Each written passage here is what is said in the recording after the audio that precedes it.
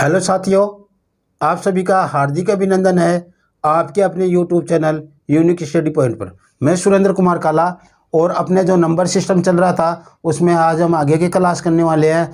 पिछली क्लास में हमने सम विषम के बारे में किया था, भाज्य अभाज्य के बारे में किया था और आज की क्लास में हम बात करेंगे क्रम विनिमय की, साचर्यता की, स्थानीय मान की, विस्तारित मान की, जातीय मान की, योज्य प्रतिलोम, योग प्रतिलोम, गुणन प्रतिलोम, योज्य तत्समक, गुणन प्रति तत्समक, इन सभी की बात करने वाले हैं। यदि आपने पीछे की क्लास भाज्य अभाज्य वाली नहीं देखी है तो आप डिस्क्रिप्शन बॉक्स में जाकर लिंक दिया गया है, वहाँ पे क्लिक करके आप पूरी क्लास देख लीजिए। वहाँ से काफ़ी क्वेश्चन बनते हैं हर एग्ज़ाम में, तो आपके लिए बहुत मोस्ट क्लास है वो। अब हम आगे बढ़ते हैं आज की क्लास में। तो हम बात कर रहे हैं स्थानीय मान की।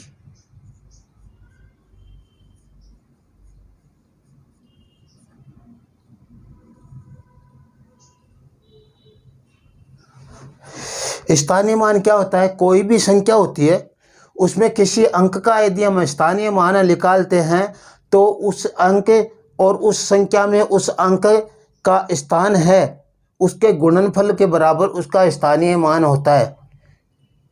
अब स्थान का मतलब क्या? उस संख्या में उस अंक का स्थान का मतलब इकाई, दहाई, सैकड़ा, हजार, लाख, 10 लाख, उनसे मतलब है स्थान का मतलब। तो जैसे इसको समझने की कोशिश करें, जैसे मान लो हमारे पास साधारण हम संख्या लिखते हैं, यहाँ पे 2050 लिख लिया हमने या 2750 लिख लिया। हम इसमें कहें कि इसमें आप 7 का स्थानीय मान निकालिए, तो पहले तो हम क्या करेंगे, 7 फिर लिखेंगे गुणा कौन से अंक स्थान पर है, इकाई, दहाई, सैकड़ा, यानी ये सैकड़ा के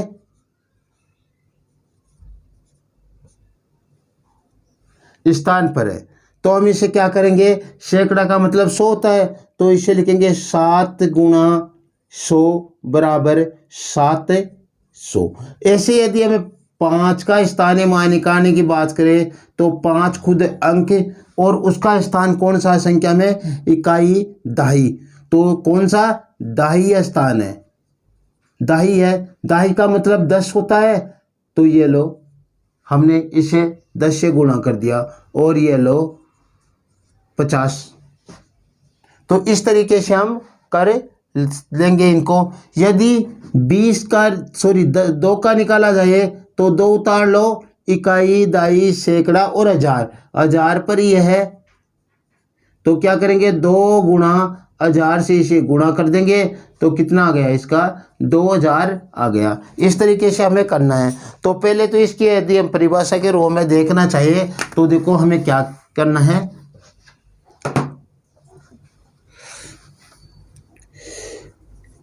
किसी भी संख्या में किसी अंक का स्थानीय मान उस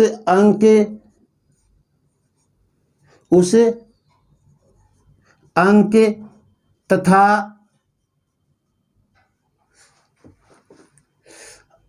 अंक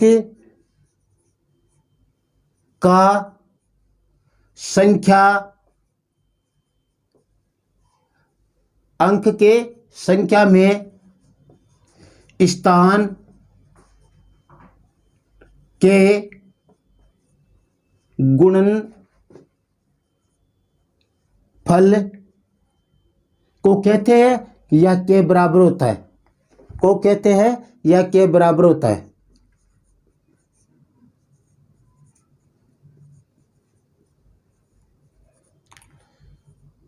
अब देखो इसको समझो, ये क्या कहना चाह रहा है, ये कह रहा है कि किसी भी संख्या में, यानी कोई भी संख्या हो, किसी भी संख्या में किसी अंक का स्थानीय मान, कोई अंक है उसका स्थानीय मान निकाल रहे हैं हम, तो उस अंक खुद वो अंक है तथा अंक के संख्या में स्थान के गुणनफल के बराबर होता है या गुणनफल होता है, दोनों अंक और संख्या में स्थान का गुणनफल होता है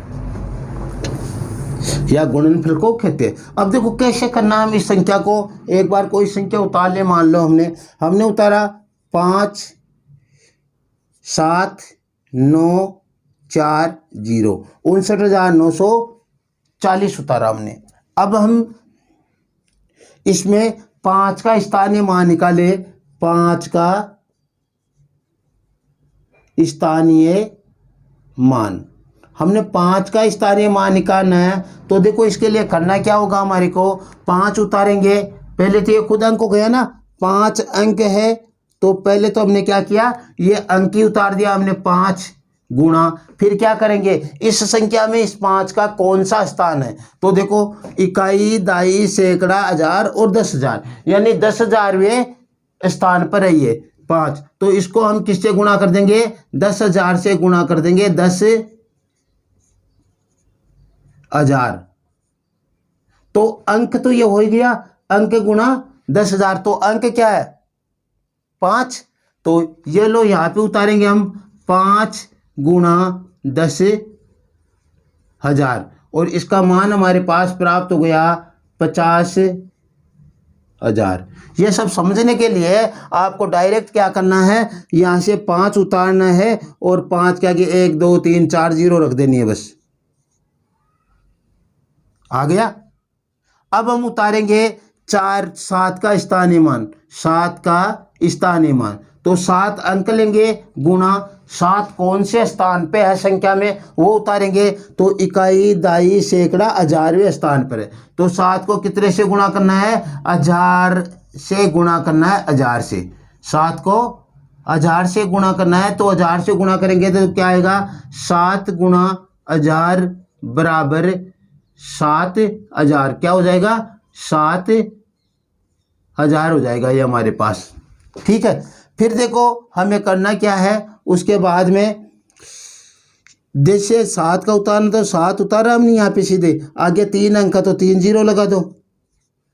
ठीक है, अब हम उतारेंगे 9 का, तो 9 का स्थानीय मान, 9 का स्थान में क्या, 9 खुद अंक और गुणा 9 कौन से स्थान पर है, इसके बारे में बात करेंगे। इकाई, दाई, सैकड़ा, यानी सैकड़ा पर है, 9 क्या है, सैकड़ा पर है। और सैकड़ा किसे बोलते हैं हम, सैकड़ा तो 100 को बोलते हैं। तो ये लो यहाँ पे लिख देंगे हम 9 गुणा 100 और यहाँ पे उतार देंगे 900। 9 को 100 से गुणा करने पर 900 प्राप्त हो जाएगा। अब देखो 4 का उतारेंगे हम, तो 4 का स्थानीय मान हो जाएगा हमारे पास 4 गुणा कौन से स्थान पर है, इकाई, दाई, यानी दाई के स्थान पर ये है। तो ये लो दहाई बराबर करेंगे, तो 4 गुणा दाई का मतलब क्या होता है, दाई का मतलब तो 10 होता है। तो ये लो 2 अंक होने चाहिए उस संख्या में, तो ये 2 अंक हो गए। ये लो कितने हो गए आपके 40 हो गए। अब हमें उतारना है शून्य का स्थानीय मान, तो शून्य का स्थानीय मान क्या हो जाएगा, शून्य गुणा कौन से स्थान पर है, इकाई अंक पर है, इकाई, और इकाई का मतलब तो 1 से होता है। तो 0 गुणा 1 बराबर आपका मान हो गया 0। ये ऐसा इसलिए उतारे कि इन सभी का टोटल हम करेंगे तो यही मान हमारे को प्राप्त होंगे। इन सभी का टोटल करते रहते हैं 57,940 प्राप्त होगा। अब देखो हमने लास्ट में यहाँ पे 9 था, यदि 9 की जगह कोई और संख्या होती तो यहाँ पे 0 नहीं प्राप्त होता, वह संख्या ही प्राप्त होती। जैसे मान लो यदि बाई चांस यहाँ पे 7 होता तो हमें 7 गुणा 1 करते और वहाँ पे हमारे को 7 प्राप्त हो जाता है। यह ध्यान रखना, यहाँ पे 0 ले लिया हमने इसलिए 0 प्राप्त हो गया। ऐसे नहीं समझना कि लास्ट वाला 0 प्राप्त होगा। इकाई का मतलब 1 होता है तो 1 से गुणा करेंगे उस अंक को तो हमारे को वो अंक ही प्राप्त हो जाएगा लास्ट में। तो इस प्रकार से करना है। और कुछ करते हैं हम, देखो इसमें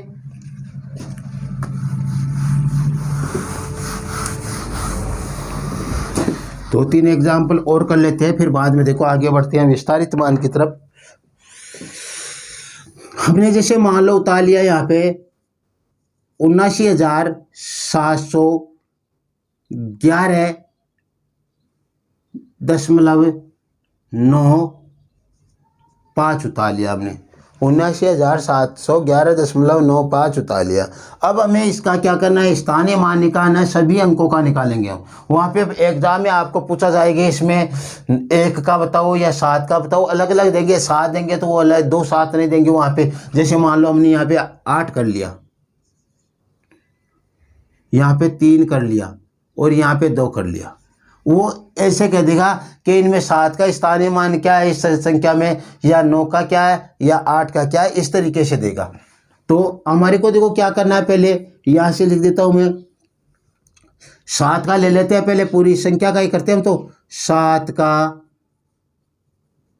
स्थानीय मान, तो 7 का स्थानीय मान हमारे पास क्या होगा, हम अंक उतारेंगे, 7 उतारेंगे, और 7 के बाद ये कौन से स्थान पर है। तो ये दशमलव वाले आप छोड़ दो एक बार, क्योंकि ये तो पूर्ण संख्या में नहीं है ना, दशमलव में आ गया, तो इसको छोड़ो और यहाँ से गिनना शुरू करो, इकाई, दहाई, सैकड़ा, हजार, 10,000, यानी कौन से स्थान पर है, 10,000 वे स्थान पर ही है।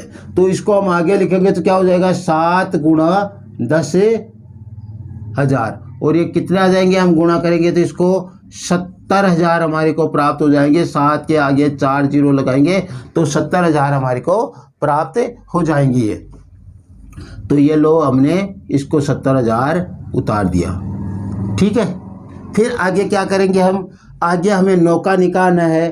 तो 9 का स्थानीय मान क्या हो जाएगा, 9 खुद अंक हो गया, 9 तो खुद अंक हो गया, और उसके बाद में कौन से स्थान पर है, इकाई, दहाई, सैकड़ा, हजारवें स्थान पर।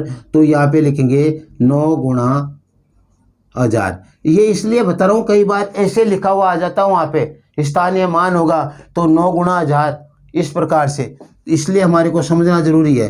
तो 9 गुणा, इसको हमने 1000 से गुणा किया, हिंदी में लिखा हुआ आ जाता है इस तरीके से अंक शब्दों में।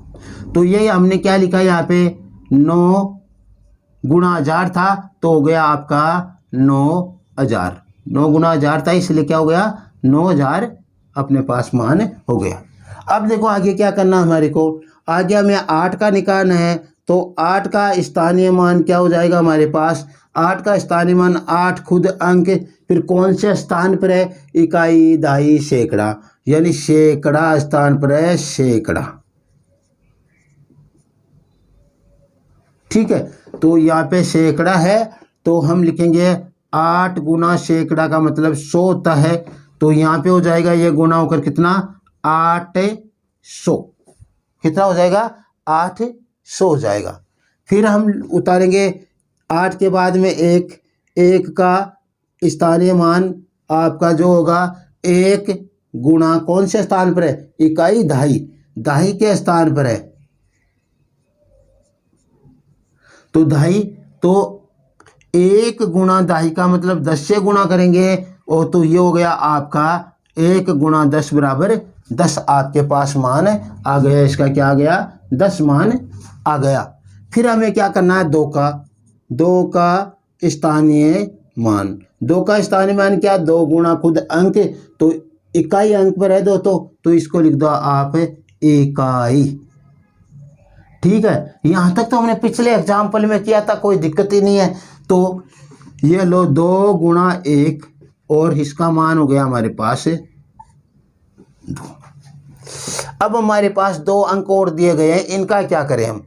तो अब इसमें हम निकाले 3 का स्थानीय मान, तो 3 गुणा नहीं लेना, अब इसमें यह ध्यान देना है, क्या करना है, अंक लिखेंगे ऊपर, तो ये तो हो गया 3 ऊपर अंक, और नीचे लिखेंगे हम कौन से स्थान पर है, इकाई, दहाई, दहाई के स्थान पर है। तो दहाई का मतलब होता है 10वां 10 लेते हैं हम दहाई की जगह, तो यहाँ पे लिखेंगे 10वां अंश, 10वां अंश, यानी इस 3 का 10वां अंश है ये, इस 3 का क्या है, 10वां अंश है दहाई का मतलब यहाँ पे।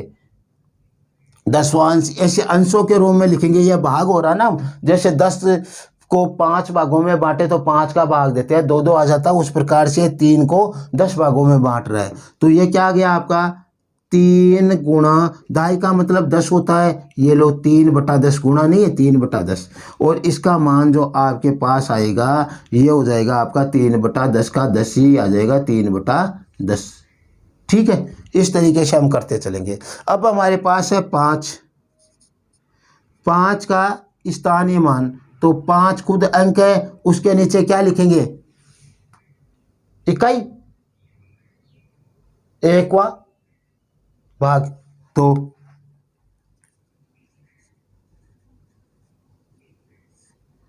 प्रथम अंश या इकाई अंश भी से बोल सकते हैं। तो क्या हो जाएगा ये 5/1 और इसका मान आ जाएगा आपके पास, सॉरी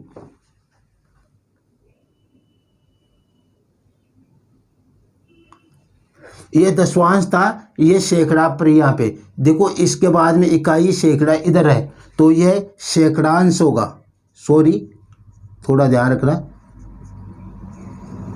सैकड़ांश का मतलब यहाँ पे क्या आएगा 100 आएगा, और ये ऐसा का ऐसा ही यहाँ पे लिख देंगे हम। इस तरीके से हमें ये करना होता है। आप इसे दशमलव के रूप में दिया गया हो तो इसे दशमलव के रूप में यहाँ पे उतार सकते हो, और इसको 0.05 इस तरीके।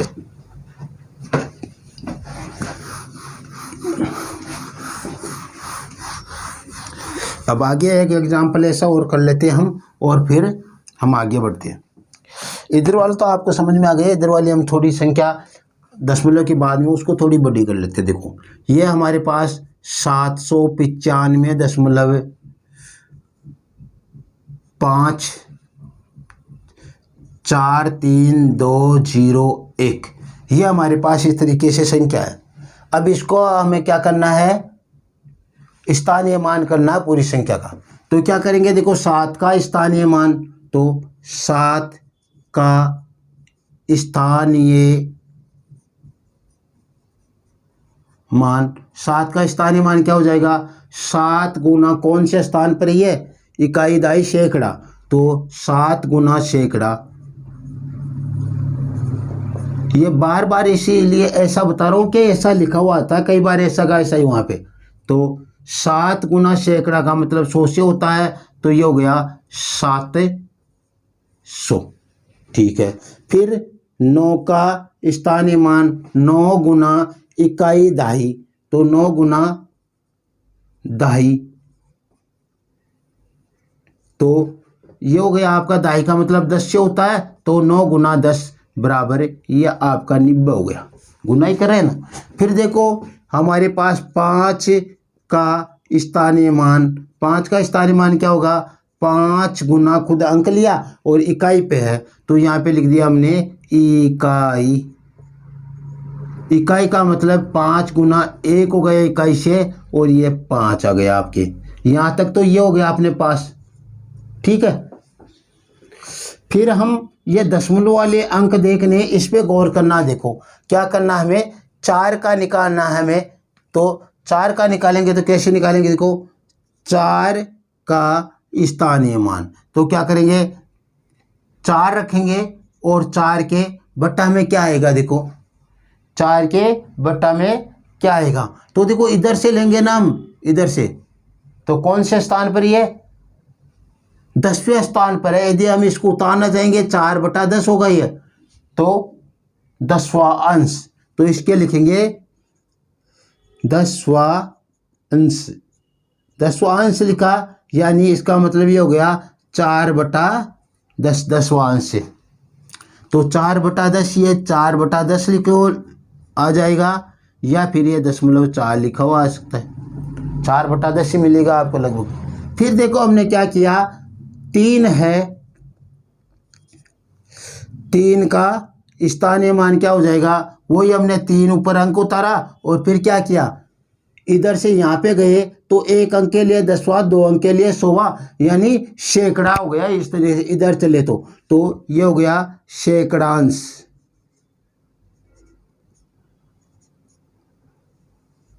सैकड़ांश का मतलब है 100 से, तो 3 बट्टा क्या हो गया आपका 100 हो गया, और 3 बट्टा 100 हो गया तो यहाँ पे 3 बट्टा 100 आप उतार दोगे, या फिर इसको आप 0.03 भी उतार सकते हो।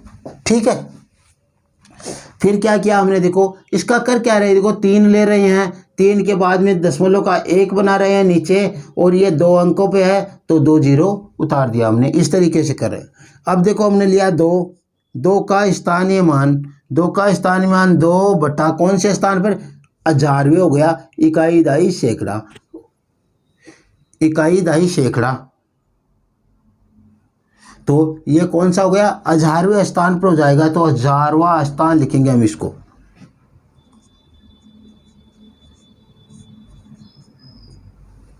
हजारवां अंश क्या हो जाएगा, हाँ दशमलव भी आ रहा है ना, तो दशमलव में काउंट नहीं होगा क्या, या इसको लेंगे तो ये 3 अंक है, तो ये हमें सैकड़ा दिख रहा ना, जो यहाँ पे 1000वां हो जाएगा ना, इसका एक तो इसका बनाएंगे ना, उसके बाद में ये होगा, तो 1000वां स्थान हो जाएगा। 2 बटा 1000वां स्थान हो गया, और ये क्या हो गया आपका 2 बटा 1000, या फिर आप इसको लिखोगे तो 0.002 2 उतारो, और इधर ये दशमलव उतार लो, और ये दशमलव उतर गया। उसके बाद में देखो इनके बीच में कितने अंक है, 2 अंक है, तो 2 जीरो उतार दो यहाँ पे, बस 3 का उतारते तो 3, और इधर ये दशमलव लगा दिया, इनके बीच में 1 अंक है, तो ये लो 1 जीरो लगा दिया, इस तरीके से।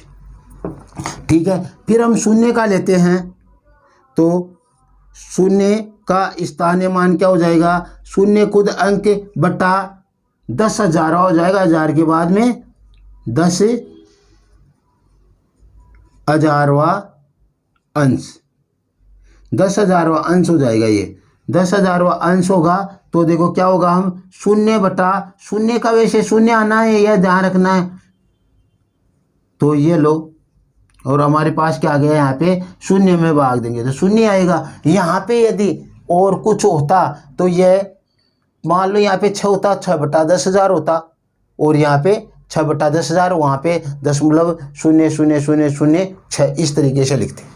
अब हम 1 का उतारें, तो 1 का स्थानीय मान, 1 खुद अंक उतार दिया हमने, और उसके बाद में कौन सा स्थान हो जाएगा, लाखवां। 10,000 के बाद में लाख आता ना, तो लाखांश, क्या कर लिखेंगे, लाखांश। तो ये लो 1 बटा 1 लाख, और यहाँ पे भी 1 बटा 1 लाख हो जाएगा, और इसको आप 0.000001 इस तरीके से उतार सकते हो। हाँ, तो ऐसा आप इसको कर लोगे। तो ये हमारे स्थानीय मान की बात हुई अभी तक। अब हम बात करते हैं विस्तारित मान की। विस्तारित मान की बात कर देंगे, कुछ इस तरीके से ही है वो चीज़, लेकिन उसमें थोड़ा डिफरेंस क्या है वो देखना हमारे को, बस, और यही चीज़ है। तो हमने देखो क्या किया, अब करेंगे स्थानीय मान के बाद विस्तारित रूप। विस्तारित रूप जैसे मान लो हमारे को कोई संख्या दी गई है, तो इसको सीधा ऐसे समझ लो, वैसे कोई परिभाषा रूप तो इसका नहीं, इसको विस्तार रूप में रखना है।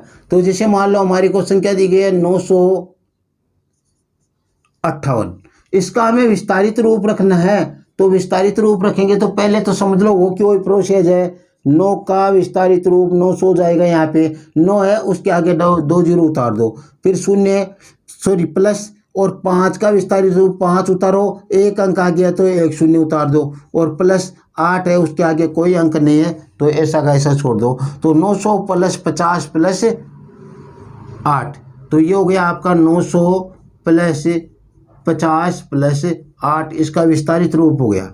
ऐसे यदि हम कोई और संख्या ले तो उसके लिए देखो, जैसे हमने लिया 2571, तो इसका हम विस्तारित रूप लिखेंगे। तो 2 उतारा हमने, 2 के आगे 1 2 3 अंक है तो 3 जीरो उतार दो, प्लस 5 उतारे यहाँ पे और इसके आगे 2 अंक है तो 2 जीरो उतार दो, प्लस 7 उतारा, 7 के आगे 1 अंक है तो 1 जीरो उतार दो, प्लस 1 उतारा, 1 के आगे कोई अंक नहीं तो 1 1 ही रह जाएगा। तो हम यह क्या हो जाएगा इसका 2000 प्लस 500 प्लस 70 प्लस 1, ये विस्तारित रूप है। इस तरीके से हम इस संख्या का विस्तारित रूप ये हो गया। ऐसे कुछ संख्या और ले ले, जैसे मान लो हमने लिया 12,345.795, इसको समझना है। तो हमें यहाँ तक की संख्या का तो उतार लो, 1 उतारा हमने, 1 के बाद में 4 अंक यहाँ तक ही लेना है, दशमलव तक नहीं लेना है, दशमलव को छोड़ देना आप इधर वाले अंक को एक बार। तो कितने अंक हो जाएंगे, 4 जीरो हो जाएंगे, इसके आगे 1 2 3 4 जीरो, ठीक है। प्लस क्या किया हमने, 2 उतारा तो 2 के लिए इसके आगे 3 अंक है, देखो दशमलव और इसके बीच में 3 है तो 3 जीरो उतार दो, 1 1 जीरो कम होते जाना है। फिर क्या किया हमने, 3 का उतारेंगे तो 2 अंक आगे तो 2 जीरो उतार दो 3 के आगे। फिर हम 4 उतारेंगे तो 4 का 1 अंक है इसके आगे तो 1 जीरो उतार दो दशमलव और इसके बीच में, और आपका आ गया फिर 5, और 5 का क्या हो जाएगा आपका 5 ही हो जाएगा। तो ये लो अपना इस प्रकार से ये संख्या, इस संख्या का तो हमने कर लिया। अब आगे दशमलव के आगे क्या प्रोसेस है वो हमने किया है पीछे, वो क्यों वही प्रोसेस है और कुछ नहीं, इसमें बीच में प्लस ही लगाना होता है। 7 का क्या हो जाएगा, 7 बटा दशमलव का 1 कर दो और 1 अंक तो शून्य कर दो। 9 का उतारोगे तो 9 का क्या हो जाएगा, 9 बटा दशमलव का 1 कर दो, दशमलव के बाद में बट्टा के रो में संख्या लिखी जाती है, ध्यान रखना। पहले भी हमने ऐसा ही किया था, अभी ऐसा ही करें। तो दशमलव का 1 कर दिया और 1 और 2 अंक है 9 तक, तो ये लो 2 जीरो उतार दो। फिर क्या किया हमने, 5 उतारा, 5 के बाद में यहाँ पे देखो दशमलव का 1 और 1 2 3 अंक है तो यहाँ पे 3 जीरो उतार दो। तो ऐसे करना हमारे को। तो 7 का तो क्या हो जाएगा आपने 7 बटा 10 हो जाएगा, और प्लस 9 का 9 बटा 100 हो जाएगा, और प्लस 5 का 5 बटा 1000 हो जाएगा। इस तरीके से आपको करना है इसको। तो विस्तारित रूप मेरे ख्याल से आपके समझ में आ गया होगा कि विस्तारित रूप हमारे को इस तरीके से करना है। सेम वैसा ही रूप है, थोड़ा बहुत इसमें फर्क है कि इसमें हम प्लस लगाते हैं और उसको संख्याओं को हम अलग अलग लिख रहे थे हर से एक संख्या को, और विस्तारित रूप हम इस तरीके से करेंगे। अब आओ जातीय मान, और जातीय मान से कई बार क्वेश्चन आता है, आपको ध्यान रखना है। जातीय मान,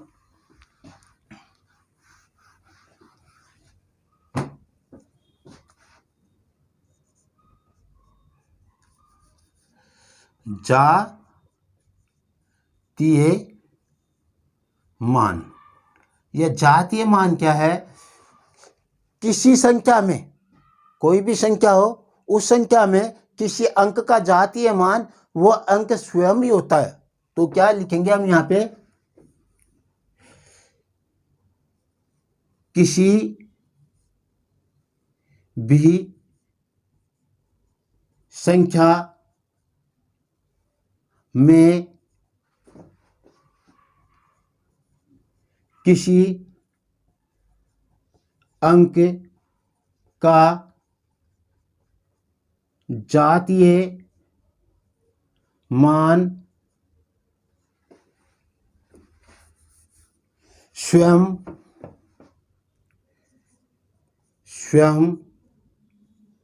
वह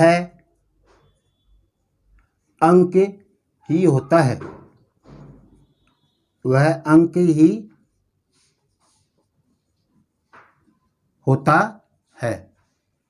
इसका मतलब यह है, जैसे हमने कोई संख्या उतारी 2 9 7 1, इसमें हमें कहा जाए कि एक 2 का जातीय मान क्या है, 2 है, 9 का जातीय मान 9 है, 7 का जातीय मान 7 है और 1 का जातीय मान 1 है। जो अंक है वो स्वयं ही होगा। जैसे हमने कोई संख्या उतारी 79,543, इसमें आपको कहा जाए 5 का जातीय मान क्या है, अंक 5 का, तो 5 ही होगा।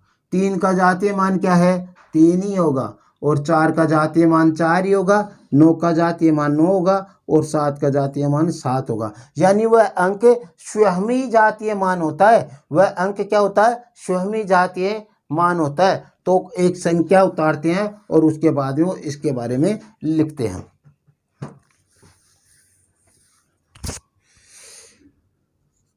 79,841 उतार लिया हमने और इसमें लिखते हैं हम 7 का जातीय मान। 7 का जातीय मान क्या हो जाएगा, 7, ठीक है। 9 का जातीय मान, 9 का जातीय मान 9 हो जाएगा। 8 का जातीय मान 8 हो जाएगा। 4 का जातीय मान 4 हो जाएगा और 1 का जातीय मान 1 हो जाएगा। स्वयं वह अंक क्या होता है, उसका जातीय मान कहलाता है। तो ध्यान रखना, यहाँ से कई बार क्वेश्चन आता है कि जातीय मान ज्ञात कीजिए। तो एक संख्या दे देता है और उसमें कहता है 7 का जातीय मान क्या है या 9 का जातीय मान क्या है, और हम क्या समझते हैं, विस्तारित रूप और स्थानीय मान में चले जाते हैं और वहाँ पे गलत करके आ जाते हैं। तो ध्यान रखना, जातीय मान स्वयं वह अंक ही होता है, चाहे कितनी भी बड़ी संख्या हो, कोई फर्क नहीं पड़ने वाला। जातीय मान पूछा है, जिस अंक का पूछा है वह अंक स्वयं ही है, उसके आगे पीछे हमें कुछ नहीं लगाना होता है। अब हम बात करते हैं क्रम विनिमय नियम की, कि जो संख्याएं चल रही है उनके बारे में ये क्रम विनिमय नियम लागू होता है या नहीं। तो क्रम विनिमय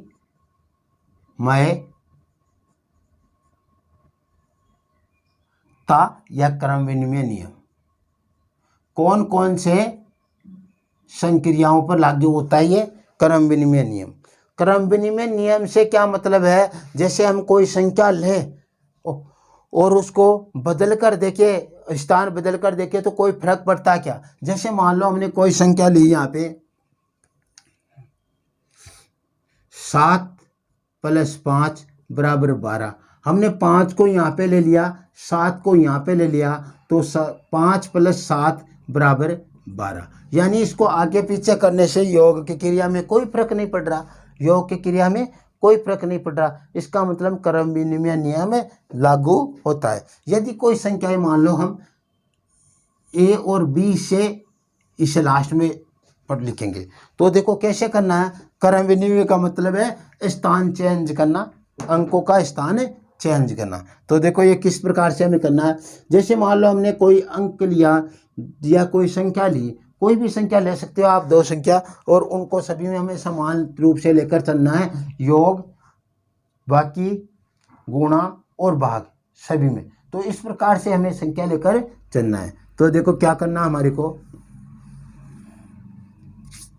हमने मान लो 2 और 10 ले लिया। क्या ले लिया, 2 और 10, 2 संख्या ले ली। तो ये लो 2 + 10 बराबर कितना होता है, 12, और 10 + 2 = 12 होता है। ये हम कौन सी क्रिया के लिए कर रहे हैं, योग क्रिया के लिए समझ रहे हैं हम। इसका मतलब क्या आ रहा है, इसका मतलब ये आ रहा है कि 2 + 10 = 12 है और बराबर 10 + 2 बराबर भी क्या है, 12 है। इसका मतलब हमारे यहाँ पे साचर्य नियम का क्या होता है, पालन होता है, a + b = b + a। तो योग की क्रिया के लिए क्या है, साचर्य नियम का पालन होता है। चाहे a + b कर दो, चाहे b + a कर दो, कोई फर्क नहीं पड़ता, हमारी यहाँ पे साचर्य नियम का पालन होता है। तो यहाँ पे हम लिख देंगे, सॉरी साचर्य नहीं, क्रम विनिमय, योग, नोट लगा के लिखेंगे, नोट, योग संक्रिया में क्रम विनिमय नियम का पालन होता है, या योग संक्रिया क्रम विनिमय नियम का पालन करती है, या योग संक्रिया क्रम विनिमय नियम का पालन करती है। ये हमारे पास हो गया। उसके बाद में देखो हमें क्या करना है, शेष या बाकी के बारे में बात करेंगे, या व्यवकलन। तो दूसरी संक्रिया हमारे पास व्यवकलन, यानी बाकी संक्रिया के लिए क्रम विनिमय नियम का पालन होता है कि नहीं। यही दो संख्या लेंगे, हम दो संख्या लेंगे, दो में से हमने क्या किया, 10 को घटा दिया, मान क्या प्राप्त हुआ, -8, और 10 को इधर लेंगे, 2 को इधर और माइनस लगाएंगे तो मान क्या प्राप्त हुआ, +8। और ये जो आपके -8 नॉट इक्वल टू +8, यानी ये दोनों बराबर नहीं है, ये तो माइनस की है, प्लस है। इसका मतलब यहाँ पे तो ये काम अपना चलेगा नहीं। कौन से वाला, जो हम बता रहे हैं, a - b not equal to बराबर नहीं है b - a। तो क्या यहाँ से हम क्या समझे, यहाँ से ये समझे कि व्यवकलन या बाकी की संक्रिया में क्रम विनिमय नियम का पालन नहीं होता है। तो मैं यहाँ पे लिख देता हूँ, नोट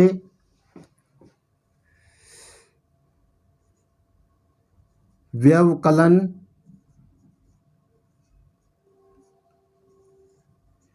संक्रिया का मतलब क्रिया ही है, संक्रिया क्रम विनिमय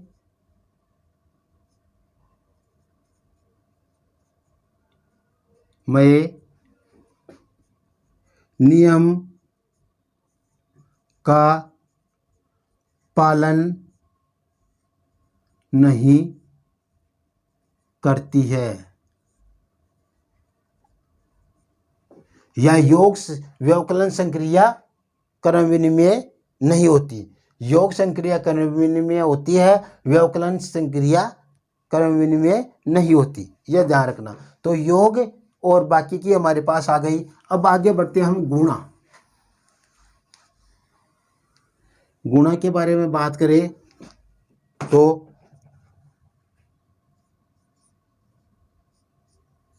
वो हमें 2 और 10 लेना है।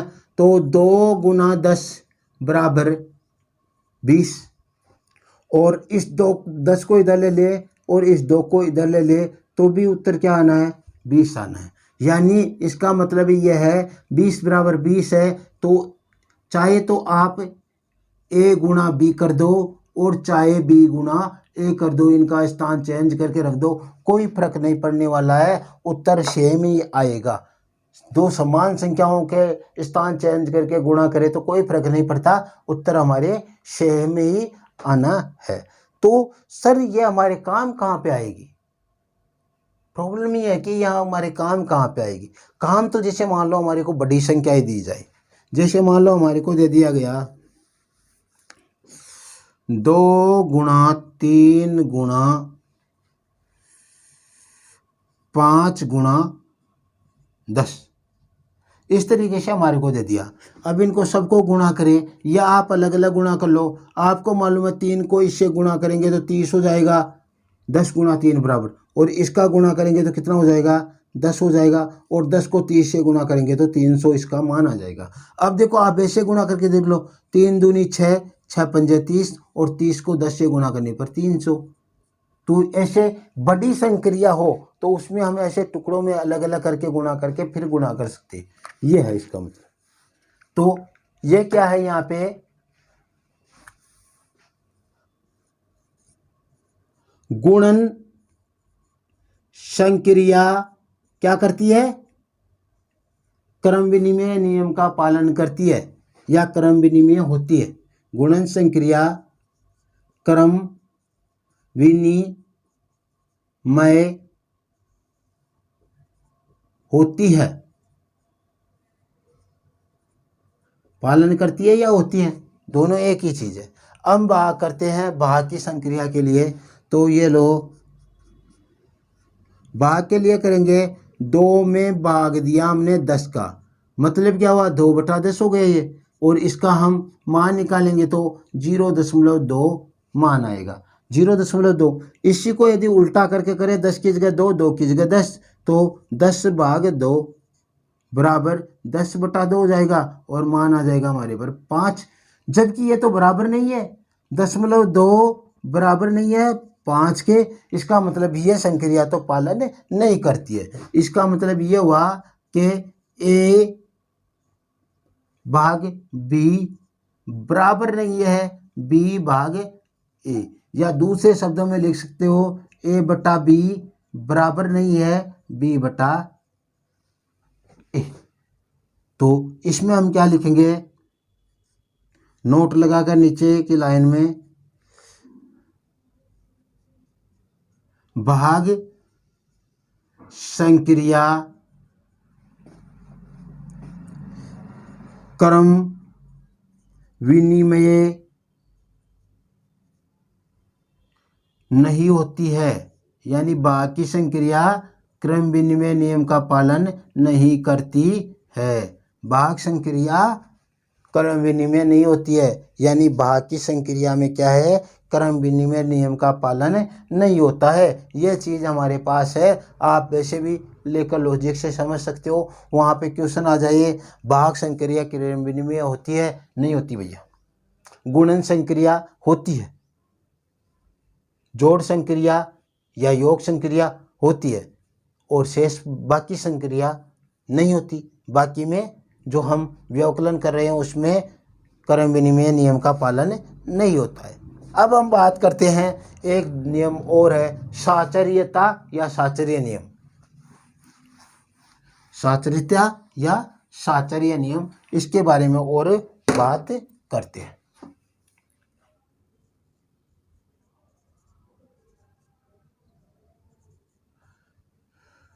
साचर्य नियम,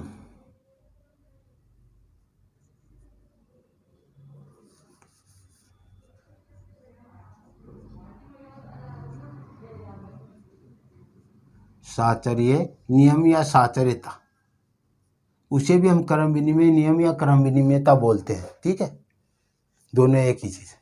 अब देखो साचर्यता का मतलब क्या है, जैसे मान लो हमारे पास 3 संख्याएं A B C दी गई है, इनके बारे में हम जोड़ बाकी गुणा भाग की संक्रियाओं में ये होता है क्या नहीं, इसका पालन करती है क्या नहीं, किन्हीं 2 को पहले लेते हैं और उसके बाद में तीसरी का प्रयोग करते हैं। तो वो देखो किस प्रकार से करना है, जैसे समझना हमारे को, जोड़ की क्रिया के लिए करें A+B+C और A+B+C, ये कह रहा पहले तो मैं A+B को जोड़ूंगा और फिर B इसमें C जोड़ूंगा, और यहाँ पे कह रहे हैं पहले B+C को जोड़ूंगा और फिर A जोड़ूंगा उसमें। क्या ये दोनों बराबर होती है इस पोजीशन में, तो हमें देखना है।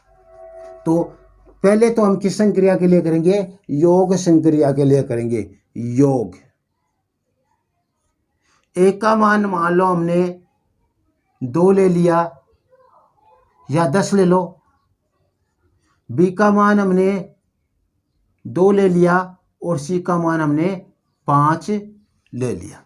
इस प्रकार से हमने ये मान ले लिए। और अब योग संक्रिया के लिए चलते हैं। तो योग संक्रिया के लिए पहले हमने क्या किया, जैसे A+B+C, और इसमें हमें पहले इनको जोड़ना है। तो ये क्या गया, 10+2 प्लस C का मान 5, जोड़ेंगे तो कितना आ जाएगा, जोड़ेंगे तो हमारे पास 12+5 और बराबर मान कितना हो गया, 17 मान हो गया। क्या गया, 17 आ गया। इसी को मैं इधर करता हूँ दूसरे रो में, तो वो क्या है देखो, A+B+C, इसमें B+C को पहले जोड़ेंगे और फिर आगे बढ़ेंगे। तो B+C को देखो हमें करना क्या है, 10 ले लिया हमने, प्लस B का मान 2 और प्लस C का मान 5। तो ये क्या हो गया, 10 प्लस इसको पहले जोड़ेंगे तो 7 हो गया, और जोड़ने पर क्या गया, 17 मान आ गया। हमारे पास कितना गया, 17 आ गया, 17 मान हो गया। अब देखो इसका मतलब क्या है, इसका मतलब हम कह सकते हैं a प्लस बी प्लस सी, यानी इनका जोड़ पहले कर लो,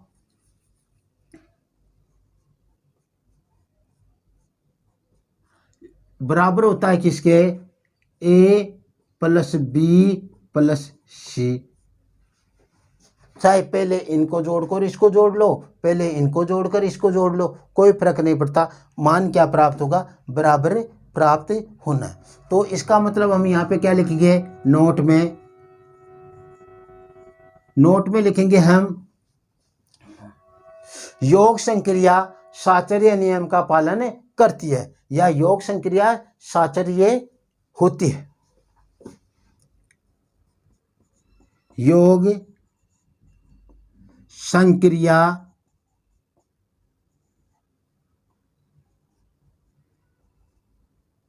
साचर्य होती है।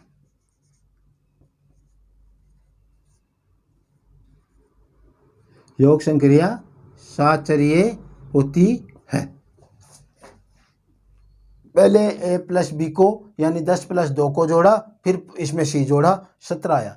यहाँ पे क्या किया, पहले b प्लस सी यानी 2 प्लस 5 को जोड़ा, फिर 10 में 7 जोड़ने पर इनका टोटल 7 जोड़ने पर 17 आया, दोनों का बराबर आ रहा है। इसका मतलब योग संक्रिया साचर्य नियम का पालन करती है।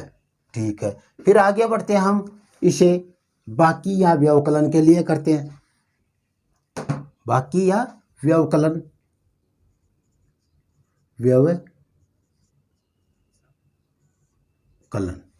तो इसमें क्या करना है, जैसे मान लो हमने a माइनस बी माइनस सी लिया, तो पहले तो हम इसको जोड़ेंगे और फिर करेंगे, तो कर लो 10 माइनस 2 और माइनस 5, इसका मान कितना आ गया, 10 में से 2 गए तो 8 आ गया, और इसमें से 5 घटेंगे तो कितने आ गए, उत्तर आ गया आपके पास 3।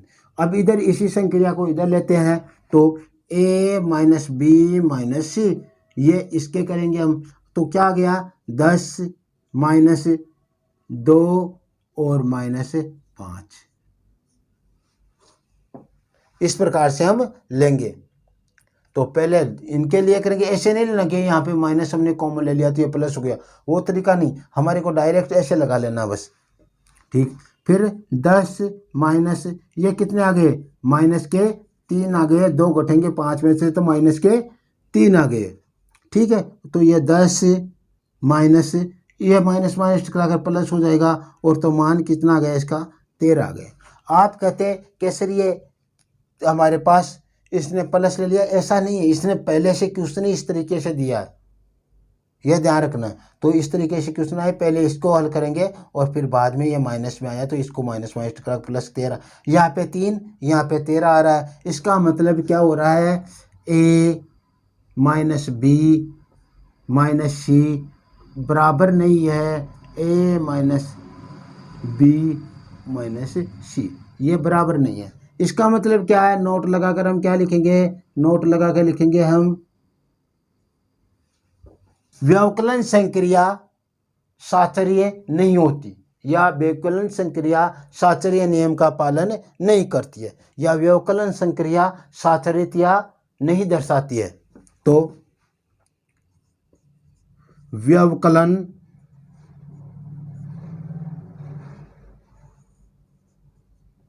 संक्रिया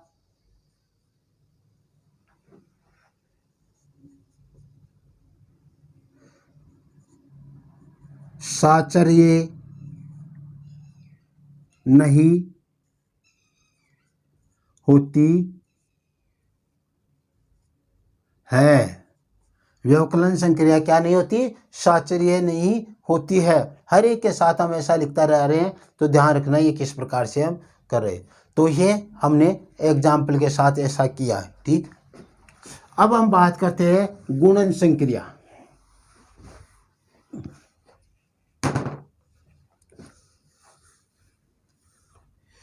ए का मान हमारे पास 10 था, बी का मान हमारे पास 2 था, और सी का मान हमारे पास 5 था। ठीक है।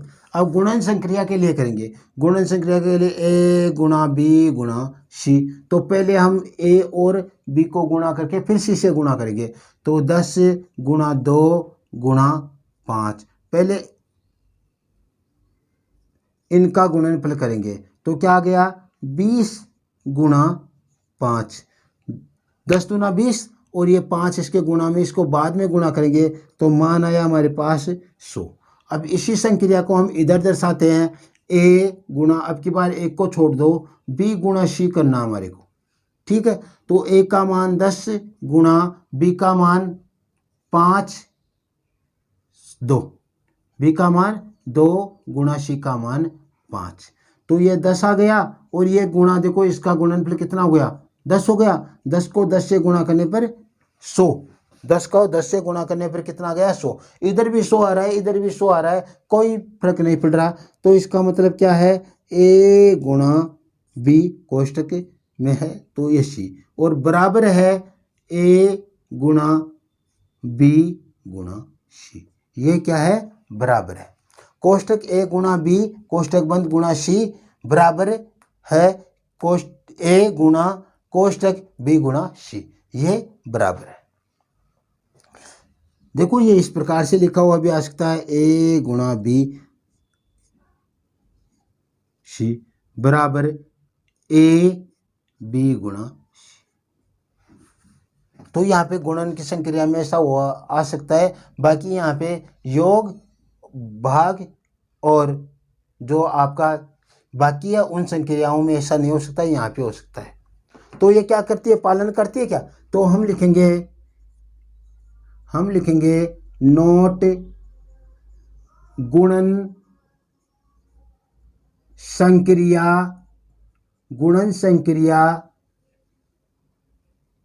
साहचर्य होती है या साहचर्य नियम का पालन करती है या साहचर्यता का पालन करती है, साहचर्य नियम का पालन करती है या साहचर्यता का पालन करती है। अब हम बात करते हैं भाग के बारे में।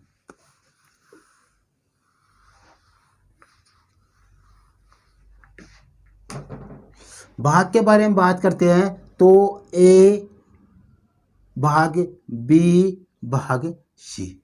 तो पहले हम इनका करेंगे और बाद में सी का भाग देंगे। देखिए क्या आता है, तो 10 भाग 2 बी का मान 2 और भाग सी का मान 5। इसमें इसका भाग देंगे तो कितने आएंगे 5 2 5 10, और ये इसमें भाग इसका, तो 5 में 5 का भाग कितनी बार जाएगा, एक बार। इसका मान क्या आया 1। इधर लेते हैं, देखिए ए भाग बी भाग सी, लेकिन हमें बी और सी का भाग पहले करना है। तो ठीक है कर लो। ए का मान हमारे पास 10 है, भाग बी का मान हमारे पास 2 है और भाग 5, ये हमारे पास है।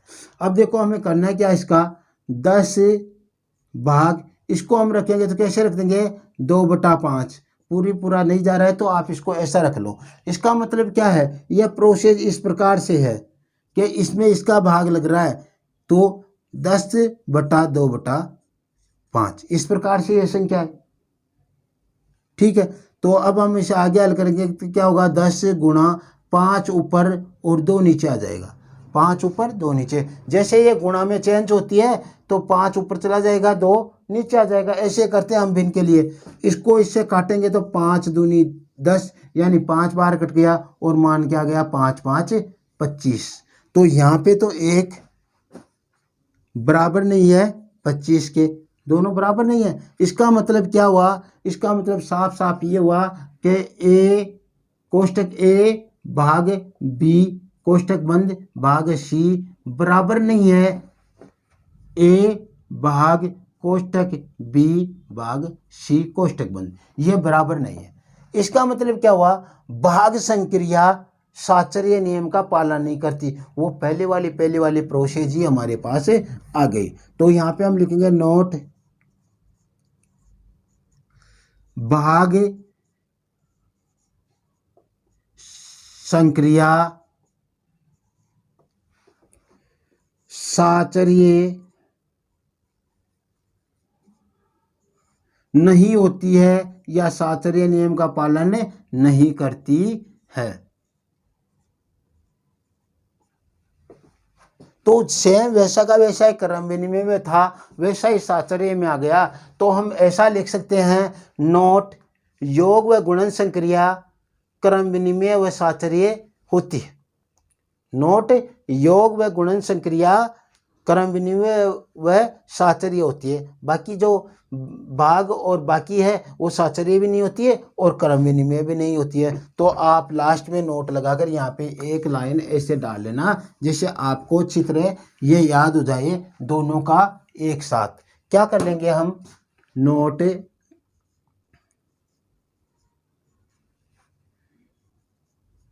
योग तथा गुणन संक्रियाएं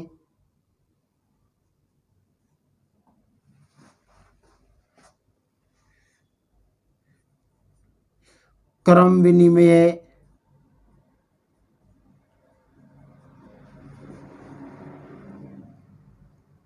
व साचर्य होती है। क्रम विनिमय या साचर्य होती है। योग व गुणन संक्रिया, इनके अलावा यदि आपको पूछा जाए भाग संक्रिया साचर्य होती है नहीं होती, क्रम विनिमय होती है नहीं होती है, और बाकी या व्यवकलन संक्रिया साचर्य होती है नहीं होती, क्रम विनिमय होती है नहीं होती है। यानी योग और गुणन संक्रिया ही आपको क्रम विनिमयता और साचर्यता का पालन करती हुई नजर आएगी और बाकी और भाग संक्रियाएं नहीं होगी। अब देखो हम आगे बात करते हैं। हमने किया आज की क्लास में स्थानीय मान, विस्तारित रूप और उसके बाद में जातीय मान, उसके बाद में हमने क्रम विनिमयता की बात की और साचर्यता की बात की। अब हम बात करते हैं योज्य प्रतिलोम और गुणन प्रतिलोम।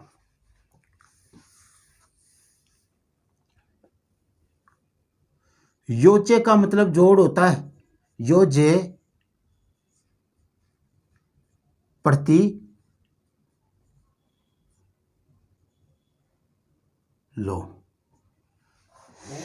योज्य प्रतिलोम का मतलब होता है कोई संख्या यदि प्लस में होती है तो योज्य प्रतिलोम उसके आगे माइनस लगाने पर योज्य प्रतिलोम प्राप्त हो जाता है। जैसे हम लिखे 5 का योज्य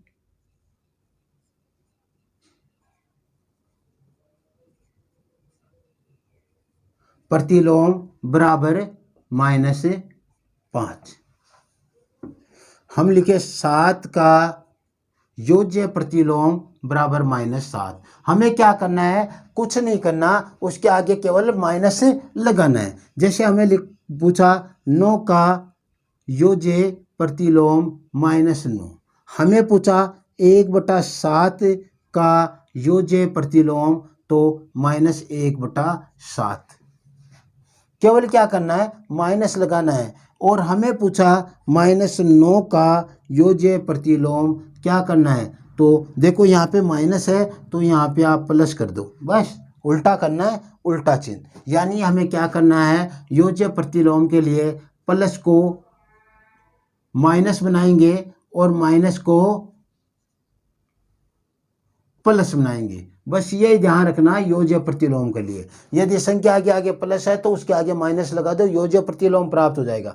यदि संख्या के आगे माइनस है तो उसके आगे प्लस लगा दो, योज्य प्रतिलोम प्राप्त हो जाएगा। यह तरीका है। जैसे ही हमारे पास 9/11 8/11 है माइनस में, तो इसका योज्य प्रतिलोम क्या प्राप्त होगा, प्लस में 8/11 प्राप्त हो जाएगा, प्लस में 8/11 प्राप्त हो जाएगा। योज्य प्रतिलोम से मतलब क्या होता है कि वह अंक या वह संख्या और उसके योज्य प्रतिलोम को जोड़ा जाए तो मान क्या प्राप्त हो, 0 प्राप्त हो। योज्य प्रतिलोम से मतलब ये होता है। जैसे 5 प्लस -5 को हम जोड़ेंगे तो 5 - 5 हो जाएंगे और क्या प्राप्त हुआ, शून्य प्राप्त हुआ। ऐसे 7 और -7 को जोड़ेंगे तो शून्य प्राप्त होगा, -9 और 9 को जोड़ेंगे तो शून्य प्राप्त होगा, -8/11 और +8/11 को जोड़ेंगे तो भी शून्य प्राप्त होगा। तो इसका मतलब यह है योज्य प्रतिलोम को किसी संख्या में जोड़ने पर, किसी संख्या में उसके योज्य प्रतिलोम को जोड़ने पर योग क्या प्राप्त होता है, शून्य प्राप्त होता है। यह ध्यान रखना है। तो किसी संख्या में उसके योज्य प्रतिलोम को जोड़ने पर योगफल क्या प्राप्त होता है, शून्य प्राप्त होता है। नोट, किसी संख्या में उसके योज्य प्रतिलोम को जोड़ने पर योग शून्य प्राप्त होता है।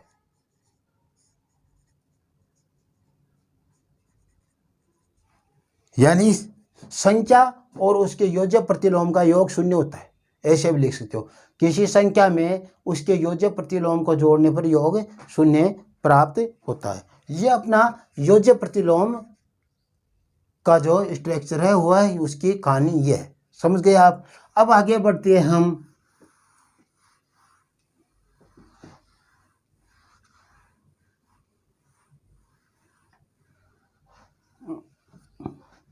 गुणन प्रतिलोम। गुणन प्रतिलोम, गुणन प्रतिलोम, गुणन प्रतिलोम क्या होता है? देखो, गुणन प्रतिलोम होता है उसका विपरीत देखा जाए कैसे? देखो, हमने 5 लिया और 5 का गुणन प्रतिलोम। गुणन प्रतिलोम क्या होगा? 1/5 होगा। इसको 1 करके उल्टे क्रम में रख दो, ऊपर 1 रख के उसको नीचे रख दो। ठीक है। जैसे हमने 9 का लिया, 9 का गुणन प्रतिलोम 1/9, -2 का गुणन प्रतिलोम 1/-2 रख दो, और चाहे आप इसको बराबर -1/2 रख दो, कोई फर्क नहीं पड़ना। -1/2 भी वही है और 1/-2 भी यही है। देखो, इसमें हमने चिन्ह चेंज नहीं किया। प्रतिलोम है जो योज्य प्रतिलोम है उसमें चिन्ह चेंज हो रहा था, लेकिन यहाँ पे चिन्ह चेंज नहीं हो रहा है। यहाँ पे क्या हो रहा है? यहाँ पे हो रही है गुणन संक्रिया को आप भाग संक्रिया में बदल रहे हो। गुणन संक्रिया को किस में बदल रहे हो? भाग संक्रिया में बदल रहे हो। और यहाँ पे भाग संक्रिया को आप गुणन में बदल रहे हो। इसका मतलब ये है। यह मतलब कैसे हुआ? जैसे मान लो हमने इस मान को 1/5 यहाँ पे रख दिया मैंने। 1/5 का योज्य प्रतिलोम क्या हो जाएगा? 5 ऊपर 1 नीचे, और मान क्या आ गया? 5। यहाँ पे देखो 1 का गुणन प्रतिलोम कितना था? 1/5, और 1/5 का गुणन प्रतिलोम 5। यानी यहाँ पे भाग संक्रिया थी, उसको हमने गुणा में बदला इसको, और यहाँ पे गुणन थी तो उसको हमने भाग में बदल दिया, 1/, के रो में रख दिया। ठीक है। इस तरीके से माइनस माइनस का कोई फर्क नहीं पड़ता, माइनस प्लस जो है वैसा ही रहेगा। हमें तो संक्रिया ही वैसे चेंज करनी है। तो ये मान लो हमने लिया 7/9, और इसका योज्य प्रतिलोम क्या हो जाएगा? 9/7 हो जाएगा। हमने ले लिया माइनस के 11/20, योज्य प्रतिलोम क्या होगा? माइनस लगेगा और 20/11 हो जाएगा। इस तरीके से करना है। इसका मतलब क्या होता है? देखो, इसका मतलब होता है जो प्रतिलोम है संख्या है और उसका गुणन प्रतिलोम का गुणा किया जाए तो मान 1 प्राप्त होता है। कैसे? देखो, 1 का योज्य गुणन प्रतिलोम क्या होगा? 1/a, और a गुणा 1/a करोगे तो आपको मान ऐसे कटकर 1 प्राप्त होगा। अब यहाँ पे देख लो, जैसे मान लो हमने 5 लिया और उसका गुणा करें इसके गुणन प्रतिलोम से 1/5 से, तो 5 से 5 काट दो, मान 1 हो गया। कोई भी संख्या ले लो, इनमें से मान 1 ही प्राप्त होगा। आप कहोगे सर ये लो 2 वाली, तो ये लो, क्या है इसका मान? -2 गुणा -1/2, 2 से 2 को काट दो, माइनस और माइनस गुणा की संक्रिया में प्लस हो जाते हैं और मान वही आपके पास 1 प्राप्त हुआ। तो किसी संख्या और उसके गुणन प्रतिलोम का गुणनफल क्या होता है? 1 होता है। और योज्य प्रतिलोम में हम जोड़ कर रहे थे, वहां पे 0 प्राप्त हो रहा था। ठीक है, तो यहां पे हम लिखेंगे नोट किसी संख्या, या किसी भी संख्या लिख सकते हैं, किसी संख्या और उसके गुणन प्रतिलोम का गुणनफल सदैव 1 प्राप्त होता है। सदैव क्या होता है? 1 प्राप्त होता है। और वहां पे योज्य था इसलिए योग कर रहे थे, यहाँ पे गुणन है इसलिए इनको गुणा किया। तो किसी संख्या और उसके गुणन प्रतिलोम का गुणनफल क्या होता है? 1 प्राप्त होता है। और किसी संख्या और उसके योज्य प्रतिलोम का योग, योज्य था योग था इसलिए योग किया तो 0 प्राप्त होता है। ये 2 बात होगी। अब हम बात करते हैं योज्य तत्समक और गुणन तत्समक।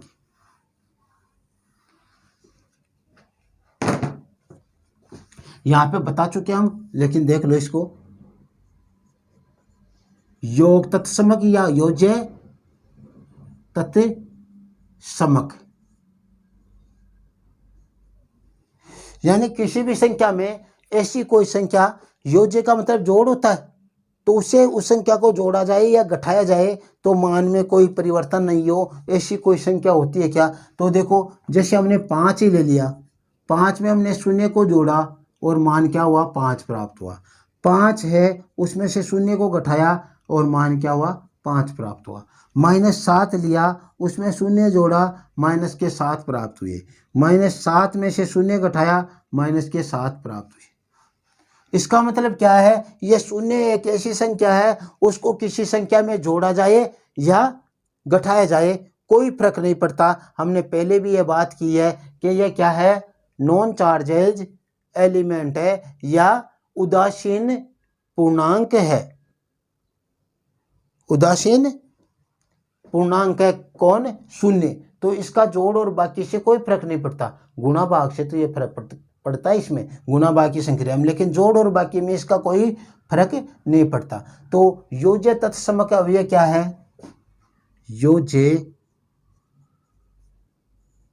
तत्समक अवयव 0 होता है या है, होता है या है ही। ठीक है, तो योज्य तत्समक है वो क्या है? 0 है तत्समक अवयव। ठीक है, अब देखो हम बात करते हैं गुणन तत्समक की। तो यहाँ पे योज्यता है इसलिए हमने जोड़ और बाकी करके देखा, गुणन है तो हम गुणा और भाग करके देखेंगे। तो देखो इधर लिख देता हूं,